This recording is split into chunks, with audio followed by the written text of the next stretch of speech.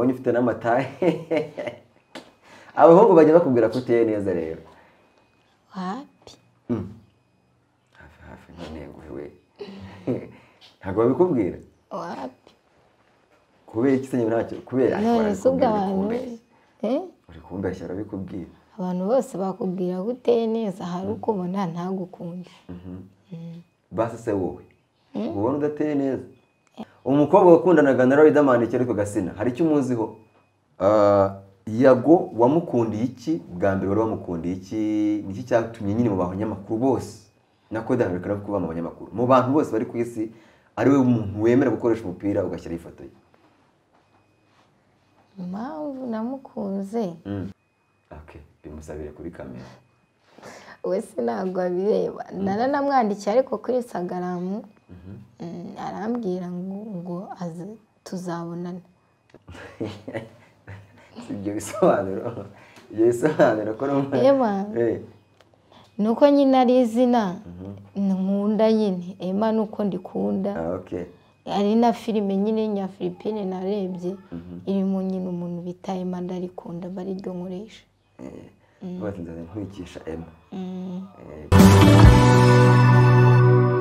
reka nongere mbasuhuze mwese abakunda kudukurikira ndetse n'abamaze kudukunda by'umwihariko abumva ikinyarwanda mwese mugakunda content ndetse na video zose twagiye tubaha nizere ko zagiye zigira icyo zibamarira tugarutse rero turi Juri TV nkuko bisanzwe abantu mwese aho muherereye mu mpande nyinshi cyangwa se mu bihugu byinshi bigize Afurika mu bihugu byinshi bigize East Africa mu bihugu byinshi bigize Amerika bumva ikinyarwanda ndetse n'abari Burayi hejuru iriya mwese aho za Manchester United zikinira ndetse n'ahandi henshi cyane na za Arsenal na za FC mwese mupfa kuba mwumva ikinyarwanda mwese ndabashuje cyane nitwa Shalomi Palok tugiye kuganira rero n'umwe mu bakobwa hano imbere ariko nanone imbere y'ibindi byose nizere kuri kubona ahantu hari akajambo k'umukara kanditsemo ijambo subscribe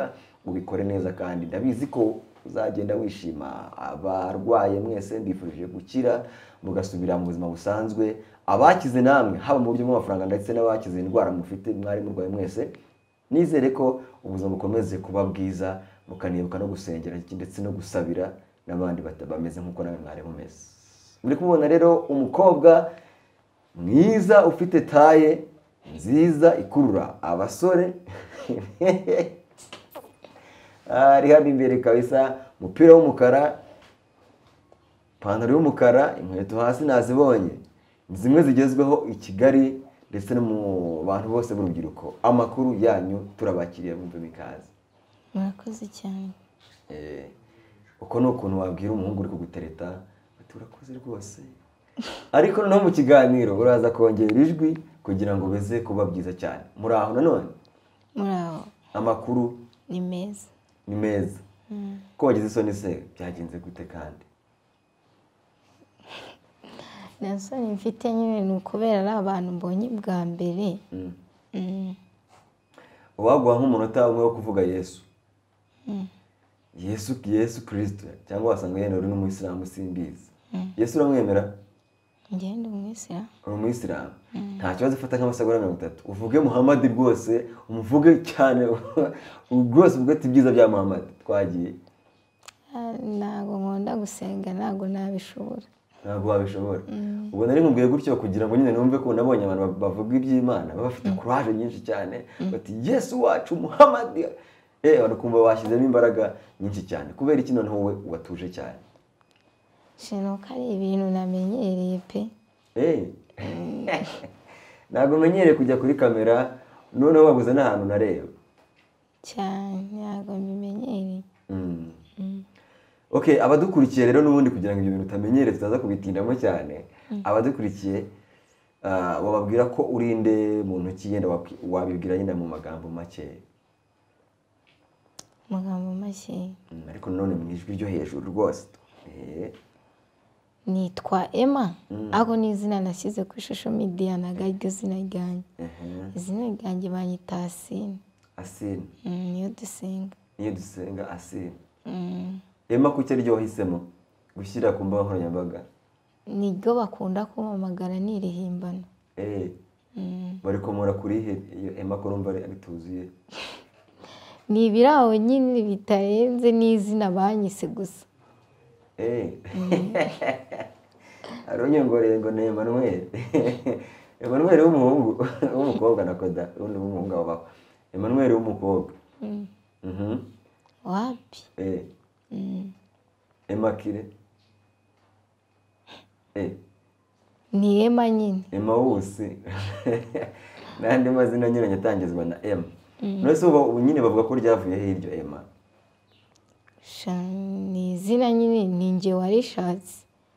Ni iraho nta kintu rivuze gusa. Wabonye nyine asina ritatwika ku mbuga nkoranyambaga bavuga ati ka Emma kabinkorera. Nuko ari byo nashatse gushiraho. Ariko nyine wumva gushaka ko niryo rifatitse cyane. Yego. Ibyo byoroshye kuruta ko nari guhita nshaho sindi. Hanyuma rero Emma uravuze ati niryo nashyize ku mbuga nkoranyambaga. Ukoresha imbuga nkoranyambaga nkande. Ukoresha imbuga nkoranyambaga nkande. Nkanjye. Wowe ndi nke. Nkanjye nyine nka Emma. Nka Emma. Kuko tuzi ko imbuga nkoranyambaga ari iz'abantu yene tuvuga wenda urugero n'iz'abantu bose ariko nanone na benshi. Badafite ikintu kihariye bakoresha amazina yabo bwite. Uzumve nk'abahanzi. Nta muhanzi yenda witwa Ntakirutimana. Yenda tuvuge dusanga n'urugero kuri Dani nanone witwa Ntakirutimana Daniel. Akavuga ati nitwa Dani nanone. Urumva ko yabihinduye nyine bitewe n'iryo yumva ryacuruza. Ku nyine wowe Emma ryagiyeho gute nkandi. Nk'umuhanzi, nk'umukinnyi w'amafilime, nk'umu video vixen cyangwa se w'abakobwa baba mu mavideo nkandi. Emma se nuko numvaga ari ryo rinyoroheye. Ibyo bisobanuro. Ibyo bisobanuro ko numva. Emma. Nuko nyine ari izina nkunda nyine. Emma nuko ndikunda. Okay. Ari na filime nyine nya Philippine narebye irimo nyine umuntu bita Emma ndarikunda bari ryo nkoresha. Batinze nkwikisha Emma. Kurata. Aho niho kabisa. Yitwa Emma rero nkuko abivuze ariko nanone asina. Umukobwa wakundanaga na Riderman cyari ko gasina. Hari icyo umuziho? Wapi ntago muzi. Ntago muzi. Ubwo numvaga nka sina ariho bari kwisabikuye. Wapi ntago muzi. None se Emma. Bwa mbere nkubona nakubonye ku mbuga nyine nk'izo mbuga nkoranyambaga uri kuvuga. Mbona uri kuvayibinga indirimbo uri kuzenguruka mbese nkuko nyine nabonye ufite n'amataye. Abahungu bajya bakubwira ko uteye neza rero. Wapi? Hafi none wewe. Ntago babikubwira? Wapi? Kubera iki se ntacyo kubera none subwa abantu. Uri kumbeshya arabikubwira. Abantu bose bakubwira ko uteye neza hari uko ubona ntagukunda. Basi se wowe ubona udateye neza? Nabyo njya mbona. Nase ko ifoto yawe nabonye bwa mbere wari urimo wifotoza na Snapchat uri kuzenguruka usa nk'uwereka abantu nyine imiterere yawe. Wapi ni ifoto yawe abantu benshi bakunda kumbwira ngo mba ndi kuzenguruka ngo mba ndi kwerekana ikintu wapi mba ndi kwerekana ikiri mu mugongo. Ni ifoto wabonye se sizari ziriho yago. Niwe mba nshaka kwerekana nta kindi mba nshaka kwerekana.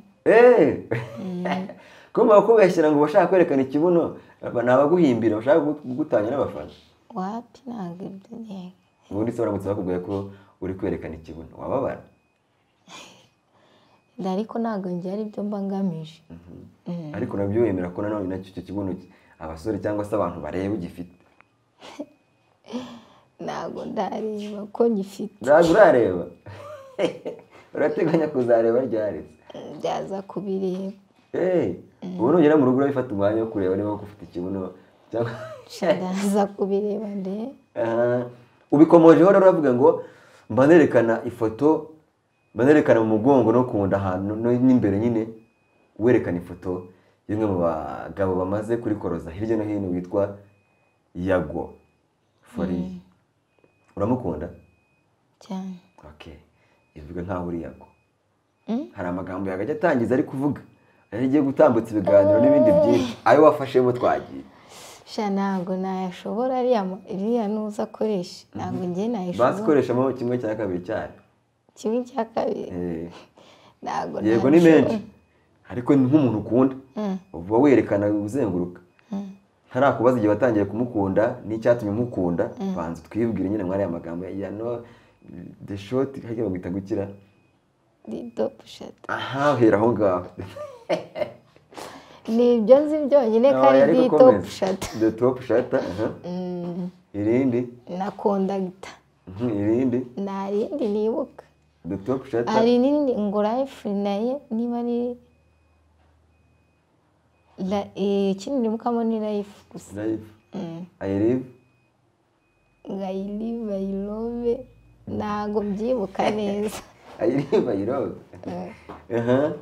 kuki se utabifata byo kandi ari iby'umukunzi wawe sha birakomeye okay bamwita Emma rero ni umwe mu bakobwa nabonye nkuko nanjye kubivuga yambaye umupira wa YAGO awambaye ari kuzenguruka ndavuga YAGO sasigaye afite abafana bagenda bisiza n'amarange ndamushakisha kugira ngo tuzaganire ariko ubu ngubu twamubonye igihe gito gishoboka turi kugikoresha kugira ngo tumenye imvano y'urukundo rwa Emma yagiriye uwo bita Nyarwaya Innocent aka YAGO dekunda gita YAGO wamukundiye iki bwa mbere wari wamukundiye iki niki cyatumye nyine mu banyamakuru bose nako ndarekana kuba mu banyamakuru mu bantu bose bari ku isi ari we umuntu wemera gukoresha umupira ugashyira ifoto ye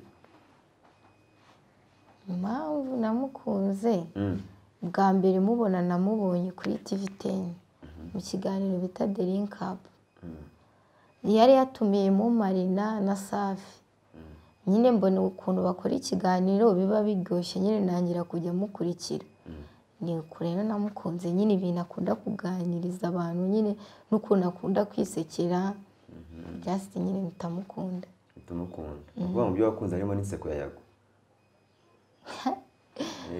nayi aseka neza se no aseka neza cyane nuko inseko ye yarakuraruye nyine wapi njye nakunze ibikuntu nyine akunda kwiganiririza abantu bavuga nyine ikintu agahita giseka ari ijwi rya YAGO n'uburanga bwa YAGO ni iki kintu wahitamo bakubwira ngo tware kimwe muri byo ni ukuntu aseka watwara inseko ye none se asa nabi ku buryo tutabitwara wapi ni uko ngewe icyo ari cyo kintu nyine nakunze nyine ukuntu abaga ari kuganira n'abantu nyine agaseka icyo kintu namukundiye ufite umukunzi wapi none se ubwo ngubwo ntiwaba warakunze kugira ngo basi namenya ko umukunda azate abo yabakundanaga nabo aze mwikundane wapi ese intego yatumye ukunda YAGO ni iyi nyine nakubwiye ko njye namukunze kubera ibintu akora ibiganiro akora ukuntu aganiriza abantu nyine ngewe biranshimisha nyine naramwikundiye ukuntu namukunze ntabwo biratandukanye ntabwo ari urukundo nyine ngo rumwe ngo rwo gukundana ni nk'urukundo nyine rw'abavandimwe uko nakunda musaza wanjye nawe niko namukunze ko nta foto ufite abavandimwe ndabafite ko tugeze ubishusha ufite imipira nabo bariho ntago bazwi nk'uko azwi wakunze umusitari wikundiye icyamamare yego rata none se ubwo ari YAGO n'abavandimwe bawe niba ufite agaciro nibo bafite agaciro ariko kuko ari we nyine ufite ibyo ngomba gushigikira niwe nashyizeho ntabwo noneho washyigikira b'umuvindimwe kandi ntacyo afite ngomba gushigikira agifite nawe nabikora nkamwamamariza noneho YAGO aravuze ngo namenye ko hari umukobwa witwa Emma nkunda nanjye ndumva twakwikundanira dukundana gute sheri na shushu wapi iki ntago byashoboka nyine wamukatira hoya na nyine ntago byashoboka kandi ngewe mukunda nka musaza wanjye umukunda urukundo nk'urw'umuntu akunda umuvandimwe ariko ntacyo urabizi ko nta kintu mupfana ndabizi abantu bafite icyo bapfana rero barateretana wapi ibyo byo ndabizi ko bitashoboka nyine ntabwo ibyo byaje. none se kubihakanye hakiri kare? Nabihakanye nyine kuko mbizi. Okay. Emma, ejo bundi yago bamuvuzeho amakuru anyuranye rwose. Warayumvise? Narayumvise. Wumvise ko ari ayahe? Ariya yo kuvuga ngo ntabwo azi kuririmba ngaririmba ngasubizaho ijwi. Ngo ijwi rye ntabwo risohoka. Hari andi yasohotse vuba nyuma yaho. Yuko ngo yararanye n'umukobwa bikageza n'aho amutera inda. Ntabwo ndabibona. None hano ubwo uzi umukunzi w'amakuru agezweho bari kumuvuga. Nibyo ntabwo ndabireba. Ariko ibyo bibaye vuba. Ni rubanga. Kubera nta telefone mfite ntabwo ndabireba. Ubu nta telefone ufite ya smartphone. Okay. Ngaho ubwira yago noneho. Yago nta telefone mfite mwe nawe kumenya amakuru yawe. Gira icyo ukora. Mwihera ubutumwa rwose. Nzayigura ejo nzaba nyifite nzabireba. Uzi ntabwo yagushyigikira muri urwo rugendo rwo kugura telefone? Ndabona namubona ngo ndajya kumubwira ngo telefone. Wowe wifuza kumubona se? Yego. Okay, bimusabire kuri kamera. Wese ntabwo abireba. Naranamwandikiye ariko kuri Instagram arambwira ngo tuzabonana. None hawe ni Instagram rero ahangaha harakwiboneye. Hari kukwibonera fresh. Vuga nk'amagambo runaka umusaba nk'ikintu runaka yenda haba kubonana haba nko kugushyigikira mu byo gukora. Nanya ku video nzagakatamo nkamuhereze ku kwako. Ugati yago rero. Hera ngaho. Ubwire ngo ikize nyine ikintu namubwira nuko nifuza kumubona nkamubwira ko mukunda nyine ndi umufana we cyane. Mumubona na live. Mubona ni live. Muhuye. Iki kintu wakora? Ikintu nakora namusuza. Gute? Namusuza nyine nahita nungurwa nyine nkamusuza nkamubwira ko mukunda. Wamukora mu ntoki se gusa? Cyangwa wamuhobera n'utubizi twinshi cyane? Oya namuhobera gusa nyine nk'umuntu nkunda mfana nyine namuhobera. Byaba binshimishije mundamutse mubonye. Yego. Turi kugenda tugana ku musozo w'ikiganiro cy'umukunzi wa Yago Tondate. Wavuze ngo arashaka ko tuzaganira natwe turavuga ngo turashaka ko tuzaganira tukamenya iby'umukunzi we ndetse n'imvano y'urukundo rwa Yago n'umukobwa witwa Emma. Rugeze ahakomeye.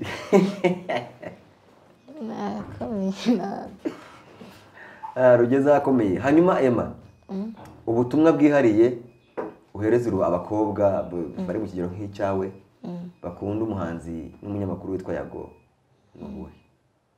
Ikintu nababwira nyine ntibakite ku bintu abantu bavuga ngo yavuye ngo mu bunyamakuru ngo ajya kuririmba ngo atabishoboye.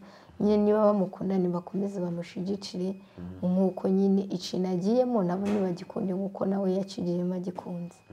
Ntibite ku bavuga ngo ntabwo abizi. Ese umupira wagutwangaye kugira ngo umeze gutyo ngo gutyo? Ifoto hari iyo jump imeze gutyo? Ni ibanga ry'uwawukoresheje. Cyangwa ni Yago wawukoze kugira ngo agende gusasibiriza mu bafana? Wapi niyo ngewe wawikoreye kubera ko hari n'undi mfitemo imbere nyine nari narakoresheje imbere mu kiganiro yakoraga kuri The Link Up. Ntabwo ari we nyine waba warabikoze. Mimi wambariyemo n'undi mahanga? Katurebe niba ntacyo bitwaye. Yago TV show. Aki ifoto yarasibamye. Ibara wahita umenya ko ari we. Inyuma hariho logo nyine ya channel yiwe. Reka. Yaguze ko afite abafana wese muzakora iki ngo ngire abafana nk'abayago?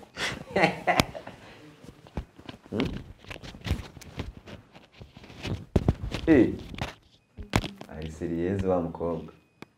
Wow. Ni foto yo mu kiganiro yakoreraga kuri The Link Up. Kuri TV na radio this. Seko numva wagira ngo mukunda cyane.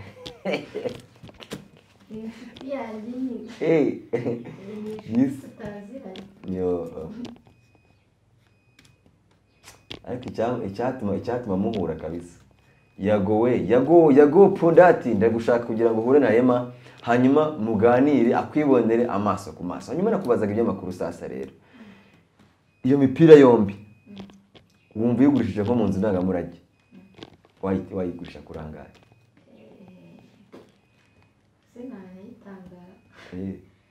Ubaye ngo kwitanga.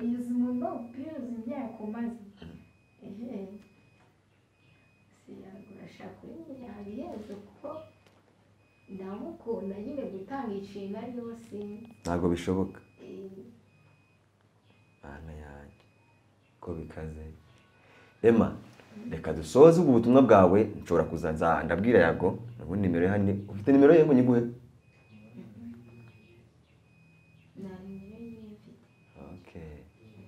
Okay.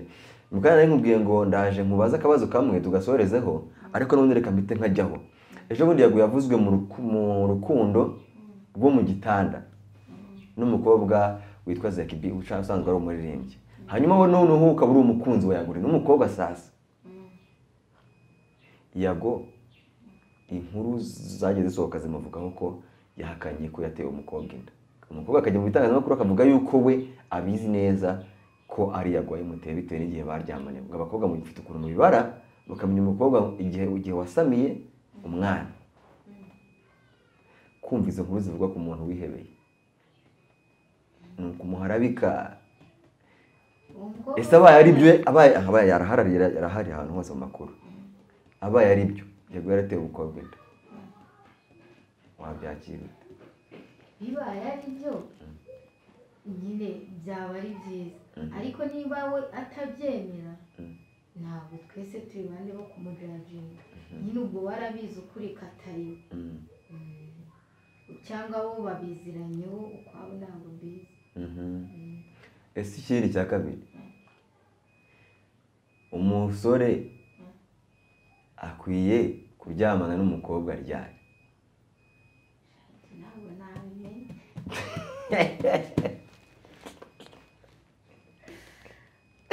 Ku giti cyawe nk'igitekerezo cyawe ni ryari wumva nk'umukobwa yagakwiye kwemerera umusore ko baryamana? Barashakanye. None ko wumva Yago atajyamanye n'uwo bashakanye? Ahubwo so n'uwo waje gutyo ko tutanabizi ko ari umukunzi ko tumuzi. Kwitwa Cari kandi ko ngo nkaba numvaga afite irindi zina. Yitwa Ndera Brand. Yitwa ndumva nyine ko atari Cari. Uwo ntawe tuzi. Ubaye uri Cari noneho wakora iki kuri Yago?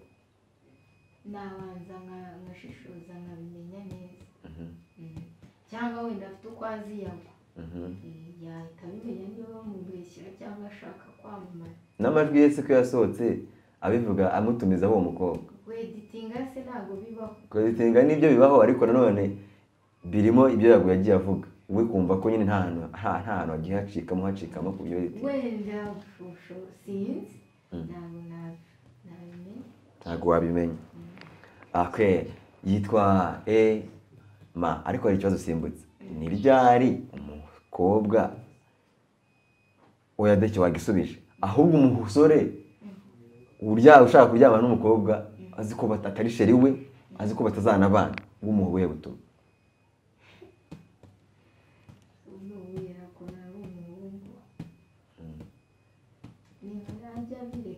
Ajya bireka. Ahubwo none se umukobwa we wemera ko kuryamana n'umusore azi ko nta rukundo bafitanye atari n'umugore we, ubutumwa nk'umukobwa mugenzi wawe? Ubu nyine aba afite impamvu nyine aba ashaka kuryamana nawe, wenda bayamuhaye amafaranga. Niba aba yemeye ko baryamana yamuhaye amafaranga, nyine ibyavamo byose yakwihangana, ntabwo yajya kumushyira ku karubanda kuko aba yabyemeye, n'ubundi ntawamushizemo umugozi. Hari umuhungu mwigeze muryamana ku buryo wumvaga wamushyira ku karubanda? Abanyamanye bose nta n'umwe bashyira ku karubanda. Bose ni imfura. This ni umwana mwiza. Abandi muraryamana bagacya mu bitangazamakuru byahagize. ariko wowe ntibapana mu itangazamakuru niho ibibazo bikemukira honyine. ese uba baguteye inda iyo bayiguteye uba wagiye wabyemeye. Mbese kuki utakwemera nyine guhamana iyo nda nyine baguteye ko nawe wari uba wabyemeye. reka okay aha hari akabazo kamwe k'amatsiko nshaka kubaza. Ujya wumva uduce dutandukanye two muri Kigali na za Butare njya mpumva akambere ka Kanombe urahazi ka Kigali urahumva Kanzayire urahumva